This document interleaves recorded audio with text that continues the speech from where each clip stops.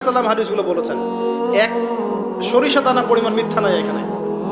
এখান থেকে বলতে যাচ্ছিলাম, দোয়া কবুলের অন্যতম একটা উপায় হচ্ছে আপনি কোনো ভালো কাজ করেন গোপনে, যেটা আল্লাহ ছাড়া কেউ জানে না, ওর ওসিলা করে আপনি আল্লাহর কাছে যান, দোয়া কবুল হবে ইনশাআল্লাহ।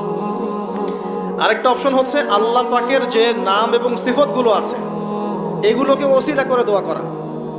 যেমন, আল্লাহ তোমার রহমান নামের ওসিলায় আমি তোমার কাছে দয়া চাচ্ছি, তোমার আল গফুর নামের ওসিলায় আমি ক্ষমা চাচ্ছি, তোমার আর রাজ্জাক নামের ওসিলায় আমি রিজিক চাচ্ছি, ওয়াহাব নামের ওসিলায় আমি সন্তান চাচ্ছি, ইত্যাদি।